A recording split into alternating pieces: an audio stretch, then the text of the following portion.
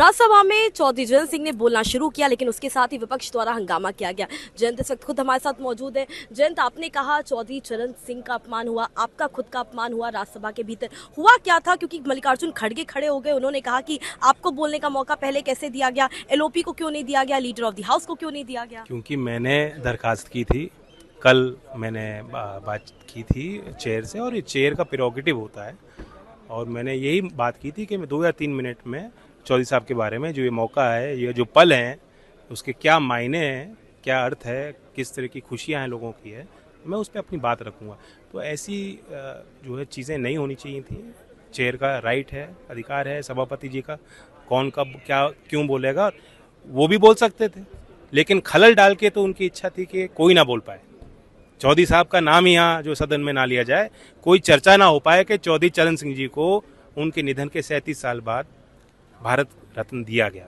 जिस जयंत चौधरी ने एक समय पर समाजवादी पार्टी के साथ, कांग्रेस के साथ स्टेज शेयर किया है, आज वहाँ पे बहुत सारी खटास आ गई है। कारण क्या है? बीते कुछ दिनों में क्या कुछ हुआ है जिसकी वजह से एक रिफ्ट भी देखने को मिल रहा है कि आपकी बातचीत भी चल रही है एनडीए के साथ?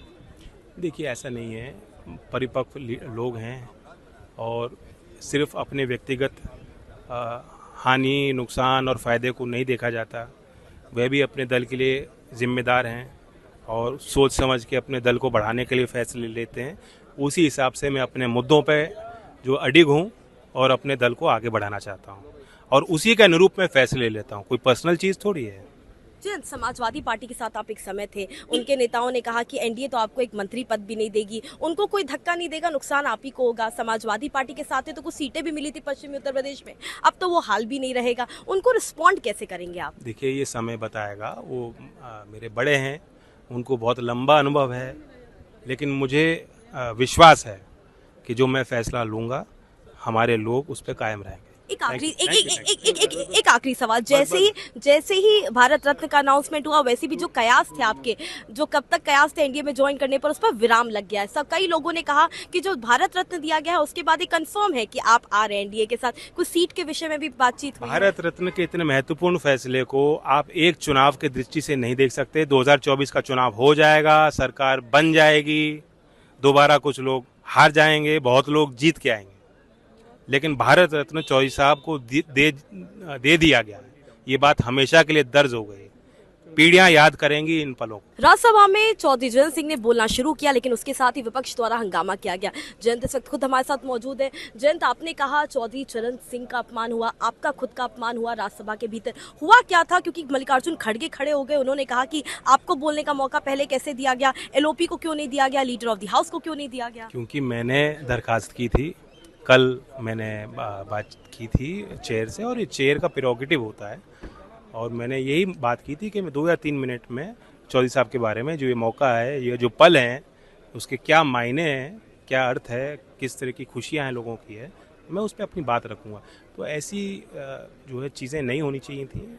चेयर का राइट है, अधिकार है सभापति जी का, कौन कब क्या क्यों बोलेगा, वो भी बोल सकते थे, लेकिन खलल डाल के तो उनकी इच्छा थी कि कोई ना बोल पाए, चौधरी साहब का नाम यहाँ जो सदन में ना लिया जाए, कोई चर्चा ना हो पाए कि चौधरी चरण सिंह जी को उनके निधन के 37 साल बाद भारत रत्न दिया गया।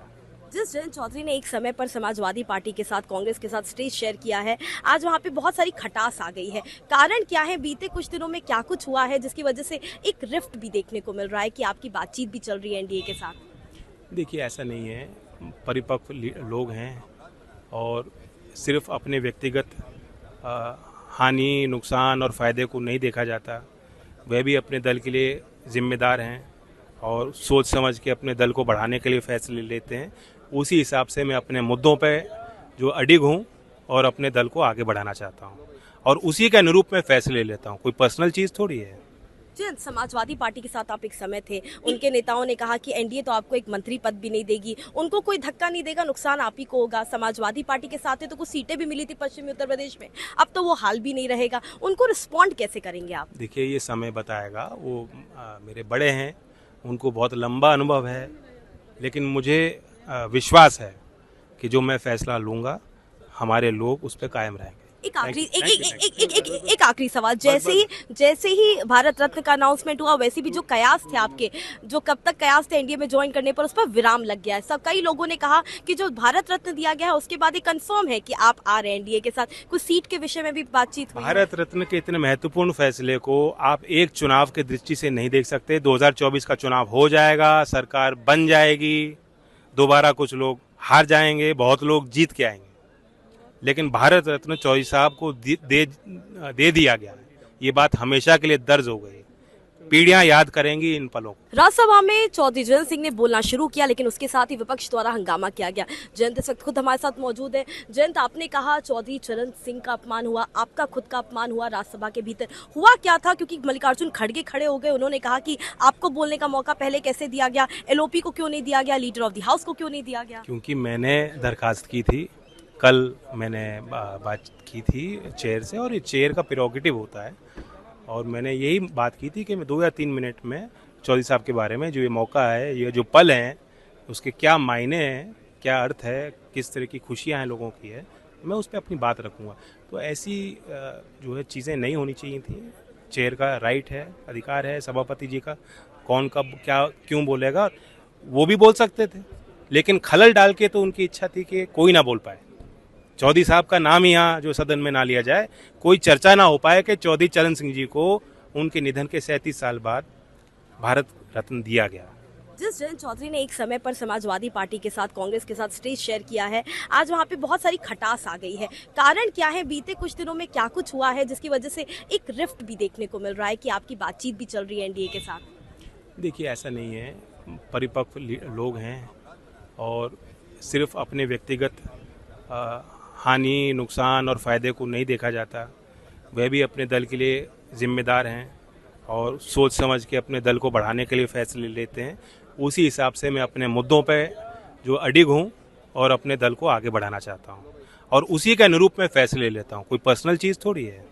जयंत, समाजवादी पार्टी के साथ आप एक समय थे, उनके नेताओं ने कहा कि एनडीए तो आपको एक मंत्री पद भी नहीं देगी, उनको कोई धक्का नहीं देगा, नुकसान आप ही को होगा। समाजवादी पार्टी के साथ है तो कुछ सीटें भी मिली थी पश्चिमी उत्तर प्रदेश में, अब तो वो हाल भी नहीं रहेगा। उनको रिस्पॉन्ड कैसे करेंगे आप? देखिए, ये समय बताएगा। वो मेरे बड़े हैं, उनको बहुत लंबा अनुभव है, लेकिन मुझे विश्वास है कि जो मैं फैसला लूँगा, हमारे लोग उस पर कायम रहेंगे। एक आखिरी सवाल, जैसे ही भारत रत्न का अनाउंसमेंट हुआ वैसे भी जो कयास थे आपके, जो कब तक कयास थे एनडीए में ज्वाइन करने पर, उस पर विराम लग गया है। सब कई लोगों ने कहा कि जो भारत रत्न दिया गया है उसके बाद ये कंफर्म है कि आप आ रहे हैं एनडीए के साथ। कुछ सीट के विषय में भी बातचीत हुई है। भारत रत्न के इतने महत्वपूर्ण फैसले को आप एक चुनाव के दृष्टि से नहीं देख सकते। 2024 का चुनाव हो जाएगा, सरकार बन जाएगी, दोबारा कुछ लोग हार जाएंगे, बहुत लोग जीत के आएंगे, लेकिन भारत रत्न चौधरी साहब को दे दिया गया है।